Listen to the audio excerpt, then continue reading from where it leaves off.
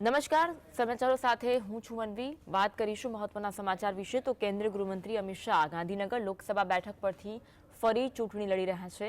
આજથી તેઓ ગાંધીનગરથી ગુજરાતમાં ચૂંટણી પ્રચારના શ્રી ગણેશ કરવા જઈ રહ્યા છે. આજે તેમના વિજય શંખનાદ રોડ શોનું આયોજન કરાયું છે. સવારે 9 વાગે સાણંદથી લઈને આ રોડ શોનો પ્રારંભ થશે.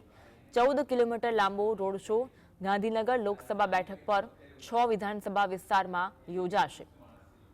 તેના માટે માઇક્રો લેવલનું પ્લાનિંગ કરાયું છે. રોડ શોના આયોજન માટે વિધાનસભા વિસ્તારમાં બૂથ સ્તરથી લઈ સોસાયટીઓ સુધીનું પ્લાનિંગ કરાયું છે. રોડ શોના રૂટમાં કયા પોઈન્ટ પર કેટલા લોકો ઊભા રહેશે એ માટે પણ છેલ્લા 4 દિવસથી આયોજન ચાલી રહ્યું હતું. રોડ શોમાં લોકો અને કાર્યકર્તાઓની હાજરી માટે ધારાસભ્યોએ જવાબદારી ઉઠાવી છે. 6 વિધાનસભા વિસ્તારમાંથી પસાર થનારા રોડ શોમાં અંદાજે 5 લાખ જેટલા લોકોનો સંપર્ક કરાશે. સાણંદ, કલોલ, ઘાટલોડિયા, નારણપુરા, નવરંગપુરા અને વેજલપુર વિધાનસભા રોડ શો કવર કરાશે, જેનું સમાપન વેજલપુરમાં થશે, જ્યાં અમિત શાહ જનસભાને સંબોધવાના છે. તો સવારથી સાંજ સુધી 6 તબક્કામાં અમિત શાહનો ભવ્ય રોડ શો યોજાવાનો છે. સવારે 8 થી 9:30 કલાકે સાણંદના ઘોડાગાડી રિક્ષા સ્ટેન્ડ એપીએમસી સર્કલથી આ રોડ શોની શરૂઆત. ત્યારબાદ સાણંદ તાલુકા પંચાયત કચેરી આ રોડ શો પહોંચશે. અલગ અલગ વિસ્તારોમાંથી આ રોડ શો પસાર થવાનું છે.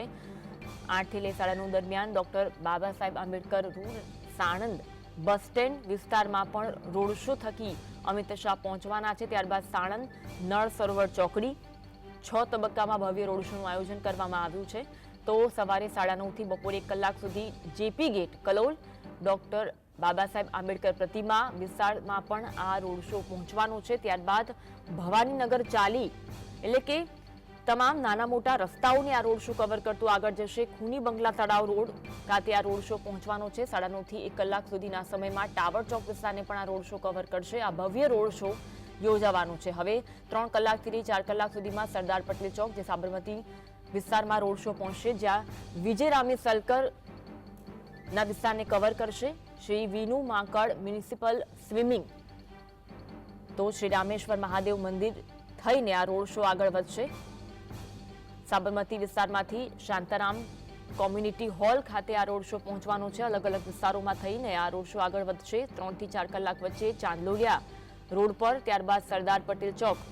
4:30 કલાકે ચાંદલોડિયા રોડ ઉમિયા હોલ ઘાટલોડિયા વિસ્તારની વાત કરી રહ્યા છે, જ્યાં અમૂલ ઔડા ગાર્ડન ચોક ખાતે આ રોડ શો પહોંચવાનો છે. સવારથી લઈ સાંજ સુધી આ રોડ શોનું આયોજન કરાયું. ઘાટલોડિયામાં પ્રભાત ચોક વિસ્તાર થઈ અલગ અલગ વિસ્તારોમાં રોડ શો પહોંચશે. વીર મહારાણા પ્રતાપની પ્રતિમા થઈ આગળ રોડ શો વધશે.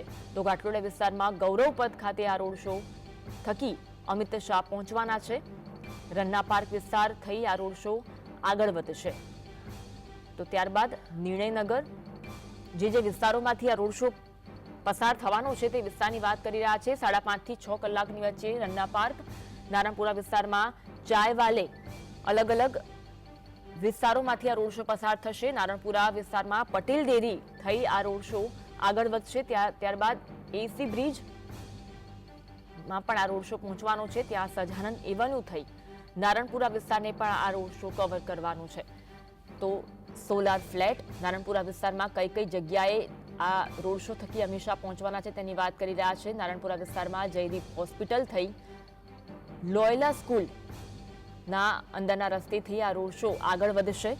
ત્યારબાદ કૃષ્ણા ડેરી 5:30 થી 6 કલાકની વચ્ચે વાત કરીશું વેજલપુર વિસ્તારની, જ્યાં સાંજે 6:30 કલાકે અમિત શાહ પહોંચશે, જ્યાં વેજલપુરના જીવરાજ પાર્ક રોડ વિસ્તાર છે, તુલસીવન કોઓપરેટિવ હાઉસિંગ, વેજલપુર લાઇબ્રેરી અને જિમ્નેશિયમ, આ તમામ વિસ્તારોને આ રોડ શો કવર કરવાનો છે. કોર્પોરેશન વોર્ડ ઓફિસ પાસે આ રોડ શો પહોંચશે. 6:30 કલાકનો આ સમય હશે. અને આ વેજલપુર વિસ્તારમાં સાંજે અમિત શાહ સભાને પણ સંબોધન કરવાના છે. તો આજ અંગે વધુ વાત કરીશું. સંવાદદાતા જતીન ફોન લાઈન પર જોડાયા છે. જતીન, અમિત શાહનો આજે ભવ્ય રોડ શો યોજાવાનો છે. સવારથી લઈ સાંજ સુધી શું અપડેટ મળી રહી છે હાલ?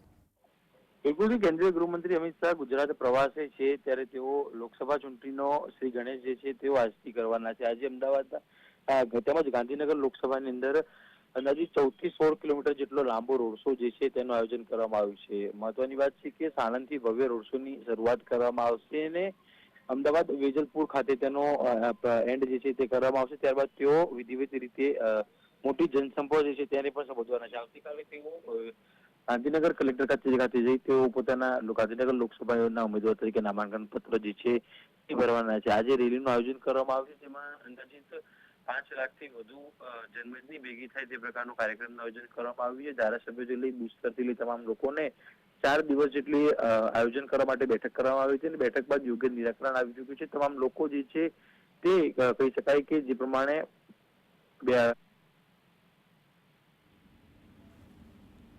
જી આભાર જતીન જોડાવા માટે અને માહિતી આપવા માટે. તો અમિત શાહ આજે ભવ્ય રોડ શો તેમનો યોજવાનો છે ને 5 લાખ લોકોની જન્મદિવસની ઉમટે તે પ્રકારનું આયોજન કરવામાં આવ્યું છે. આજ અંગે વધુ વાત કરીશું. સહયોગી અનિલ અમારી સાથે લાઈવ જોડાયા છે. અનિલ, આજે અમિત શાહનો ભવ્ય રોડ શો યોજાવાનો છે અને આ 6 તબક્કામાં રોડ શોનું આયોજન કરવામાં આવ્યું છે. અમદાવાદના તમામ વિસ્તારોને કવર કરી લે તેવું આયોજન આ રોડ શોમાં કરવામાં આવ્યું, એટલે કે માઇક્રો પ્લાનિંગ કરવામાં આવ્યું છે. શું અપડેટ મળી રહી છે? છેલ્લા એક અઠવાડિયાથી તમને કહું તો આ તૈયારીઓ જે છે ચાલતી હતી કે કયા કયા વિસ્તાર, કયા કયા રૂટ અને ક્યાંથી રોડ શો પસાર કરવામાં આવે, જેથી એક જ વખતમાં માત્ર અમદાવાદ જ નહીં પણ ગાંધીનગરમાં પણ એની અસર થાય. સ્વાભાવિક છે, સાણંદ જે છે ગ્રામ્ય વિસ્તાર છે, ગાંધીનગર કલોલની વાત કરીએ, માત્ર ટોટલ જો લોકસભા વિસ્તારની વાત કરીએ તો 7 વિધાનસભા છે, પણ ગાંધીનગર ઉત્તરને બાદ કરતા લગભગ તમામ જે વિધાનસભાઓ છે એની અંદર આ આવરી લેવાનું છે. ખાસ કરીને શહેરી અને ગ્રામ્ય વિસ્તારનું કોમ્બિનેશન છે. જાતિગત સમીકરણની તમે વાત કરો તો સાણંદથી લઈને કલોલ અને ગાંધીનગર અને ખાસ કરીને અમદાવાદ, આ 3-4 જગ્યાએ પેરાફેરીમાં તમામ જે રોડ શો છે ફરવાનું છે. પણ મહત્વપૂર્ણ બાબત શું છે અન્વી, તમને કહું કે જે સોનલબેન પટેલ છે જે તેમની સામે ઉભા રહ્યા છે, આમ તો જે બરાબરીનો ક્યાંય મતલબ નથી, કારણ કે એક તરફ કેન્દ્રીય મંત્રી છે, કેન્દ્રીય ગૃહમંત્રી છે, જેના ઇશારા પર આખો દેશ સીબીઆઈ, ઈડી અને તમામ લોકો કામ કરતા હોય છે. પણ બીજી તરફ જો વાત કરીએ તો સોનલ પટેલ છે એ સામાન્ય મહિલા મોરચામાં હતા અને તમામ રીતે પણ જે એક લાગણી હતી લોકોમાં કે પાટીદાર અનામત આંદોલન સમય દરમિયાન જે રીતે હાર્દિક પટેલ આખો માહોલ જે છે એ શું કીધું હતું મેજર ડાયરથી લઈને એ તમામ વસ્તુઓ, અને એ તમામ વસ્તુઓ એટલે પાટીદારો એક થાય તેના માટે જે છે એ અમિત શાહ સામે એક લહેર ઊભું કરવાનો પ્રયત્ન છે. એ સિવાય કાલે રાત્રે પણ મોડે સાંજ સુધી બેઠક થઈ છે, કારણ કે જે રીતે ક્ષત્રિય આંદોલન એ વેગ પકડ્યું છે અને જે સાણંદથી લઈને જે તમામ પટ્ટો છે ત્યાં ક્ષત્રિયોની જે કહેવાય છે કે એ બહુલતા છે, એટલે મતદારો ત્યાં છે, ક્ષત્રિયો ત્યાં છે, સ્ટેટ ત્યાં રહ્યું છે, એટલે ચિંતા એ વાતની પણ તંત્રને હતી જે તે સમય દરમિયાન કે શું જો કોઈ ચંચુપાત થાય સિક્યોરિટી લેબ્સને લઈને, કારણ કે અનેક ઘટના એવી ઘટી જ્યાં આઈબી છે કે પોલીસ છે ઊંઘતી ઝડપાઈ છે અને જે કાર્યકર્તાઓ છે ખાસ કરીને ક્ષત્રિય આંદોલનના એ લોકોએ ક્યાંક બાધા પહોંચાડી છે, વિરોધ કર્યો છે, કાળા વાવટા ફરકાયા છે, અથવા તો કેટલીક જગ્યાએ તો કેસરીઓ ખેસ ધારણ પહેરીને તેઓ પહોંચ્યા હતા અને હોબાળો મચાવ્યો હતો. મહિલાઓ પણ કેટલીક જગ્યાએ ગઈ હતી. એટલે કાલે સાંજ સુધી તમામ જે સિક્યુરિટી એજન્સીઓ છે એમાં લોકલ આઈબીથી માંડીને સ્થાનિક પોલીસથી લઈને અને ઉપરથી જે સર્વેલન્સ થઈ શકે આઈબીથી લઈને એ તમામને સૂચના આપવામાં આવી છે કે કોઈ પણ જગ્યાએ કોઈ પણ ટીખળ ન થવી જોઈએ, કારણ કે અમિત શાહના રોડ શોની અંદર જેને ભાજપ પોતાનું ચાણક્ય કહે છે એની અંદર જો કોઈ પણ પ્રકારનું આવી રીતે ટીખળ થાય કે કોઈ મુશ્કેલી થાય તો એની નોંધ જે છે સોશિયલ મીડિયાના માધ્યમથી રાષ્ટ્રીય કક્ષા લેવાની. છેલ્લા એમાંય 15 દિવસથી ગુજરાતની ચર્ચા અને જે રીતે રાજપૂત ક્ષત્રિય અને રાજપૂતો આંદોલન કરી રહ્યા છે, ભાજપનો વિરોધ કરી રહ્યા છે, અને હવે સીધી રીતે રૂપાલન લઈને તેઓએ ભાજપનો વિરોધ કરવાનો નિર્ણય કર્યો છે, જેની 19મી તારીખે સાંજે 4 વાગે બેઠક પણ છે. એક માહોલ જે છે એ ભાજપ વિરુદ્ધ ઊભું કરવાનો પ્રયત્ન થઈ રહ્યું છે, પણ એ તમામની વચ્ચે ડેમેજ કંટ્રોલ કઈ રીતે કરાય એ તમામની વચ્ચે, અને એટલા માટે જ તમને કહું જ્યારે આ વસ્તુ થઈ, આમ તો માનવામાં આવતું હતું રોડ શો આ રીતે કરવામાં આવશે, પણ આટલી ભવ્ય રીતે રોડ શો કરવાનો મતલબ છે કે જો પાર્ટીએ નિર્ણય કર્યો હશે તો એવું માનીએ કે 19 તારીખ સુધી કદાચ કાલે જે રીતે સમાચાર વહેતા થયા હતા કે કદાચ જે રૂપાલા છે પોતે કદાચ લડવાની ના પાડે અને બીજા કોઈને ચાન્સ મળે, અને જે તેમણે ડમી ઉમેદવાર ભર્યો છે મોહન કુંડારિયાએ ભર્યો છે એ એમનું કદાચ નામ આવી શકે છે. પણ હજુ પણ મગનું નામ મરી ન તો ક્ષત્રિય આગેવાનો કંઈ પાડી રહ્યા છે કે શું પ્રકારની ચર્ચા અત્યારે રાજ્ય સરકાર સાથે ભાજપ સાથે થઈ રહી છે કે પછી અમિત શાહ તરફથી અથવા એમના જૂથ તરફથી કે ભાજપ તરફથી કરવામાં આવી રહ્યું છે. અલગ અલગ પ્રકારના જે ઇન્ટ્યુશન છે, લોકો પોતાની રીતે વાત કરી રહ્યા છે અથવા તો ચર્ચાઓ કરી રહ્યા છે. પણ આ તમામની વચ્ચે એક શક્તિ પ્રદર્શન છે કે ભાજપ કેટલું મજબૂત છે ગુજરાતની અંદર એ બતાવવાનો પ્રયત્ન છે. કારણ કે અલગ અલગ જગ્યાએ ગઈકાલે જે રીતે ચૈત્ર વસાવાની ત્યાં રોડ શો થયું અને ભવ્ય રોડ શો કહેવામાં આવી શકે છે એ કેટેગરીમાં તમે એને રાખી શકો છો. મોટા પ્રમાણમાં એ લોકો મેનેજ કરી શક્યા છે સોશિયલ મીડિયાથી લઈને ભીડને. એવી જ રીતે જે રીતે ક્ષત્રિય આંદોલનમાં જેટલા લોકો ભેગા થયા એવી જ રીતે આજનું જે શક્તિ પ્રદર્શન છે એવું કહેવાય છે કે આ બતાવીને એ ભાજપે બતાવવાનો પ્રયત્ન કરી રહ્યું છે કે આ ફિલ્મ પહેલાનું ટ્રેલર છે, કેટલી મોટી સંખ્યામાં લોકો અહીં આવી શકે છે અને 6 ચરણમાં કરવા પછી પણ એક શક્તિ પ્રદર્શનના ભાગરૂપે એક પછી ક્ષત્રિય હોય કે જે પણ કોંગ્રેસ અહીંયા છે એને બતાવવાનો અથવા તો આ ઇન્ડિયા ગઠબંધનના જે સાથીઓ છે તેમને બતાવવાનો એક પ્રયત્ન છે કે ભાજપ કેટલું મોટું સંગઠન અહીંયા છે અને તે શું કરી શકે છે. કારણ કે 1.25 કરોડથી વધુ એના અહીંયા કાર્યકર્તાઓ છે.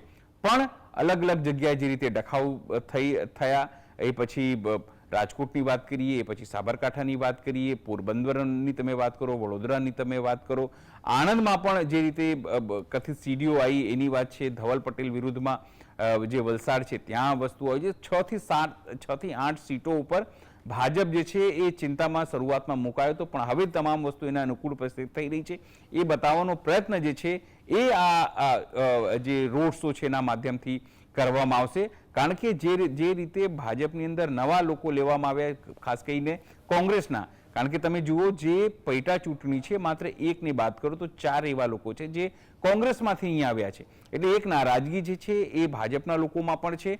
સાથે તમે જે 26 લોકોને ટિકિટ આપી છે એમાં પૂનમબેન માડમની તમે વાત કરો તો એ પણ મૂળ કોંગ્રેસી છે. ભરત ડાભી એ પણ મૂળ કોંગ્રેસી છે. એવા લગભગ 5 થી 7 લોકો એવા છે કે જે મૂળ કોંગ્રેસી છે. સાથે તમે વાત કરી હતી કે તમે મહિલા અનામતમાં માંગો છો અને 2029માં તમને 33% મહિલા અનામતનો લાભ મળી શકે છે જો સરકાર ઈચ્છે તો. પણ તમે પોતે માત્ર 4 કે 5 સીટો આપો છો અહીંયા, એટલે કે 20 થી 22%ની સ્થિતિ. એટલે તમે પોતાની અંદર પાર્ટીની અંદર જે છે એ માત્ર વાતો કરો છો મહિલા અનામતને લઈને, તમે તમારી દાનત નથી. નહીં તો જો તમે આપી હોત એ પ્રકારે ટિકિટો ગુજરાતમાં પણ કમસે કમ 7-8 સીટો આપી હોત તમે, પણ ના આપી. એટલે તમે ખાલી વાતો કરો છો. એ વાત ધીરે ધીરે જે લોકોમાં જઈ રહી છે. સાથે ઇલેક્ટ્રોનિક બોન્ડને લઈને જે વાત, ભ્રષ્ટાચારને લઈને જે વાત વડાપ્રધાનની છે એ ધીરે ધીરે પોલ ખુલી રહી છે. મોંઘવારી અને તમામ વસ્તુ થઈ રહી છે. પણ એ તમામ ઉપર કઈ રીતે લોકોને ચૂપ કરાય, કઈ રીતે તમામ ચર્ચાઓ ઉપર પૂર્ણ વિરામ મુકાય, એનો જવાબ જે છે એ આજનો રોડ શો રહેવાનો છે. અન્વી, આભાર અનિલ, જોડાવા માટે અને સમગ્ર મામલે માહિતી આપવા માટે.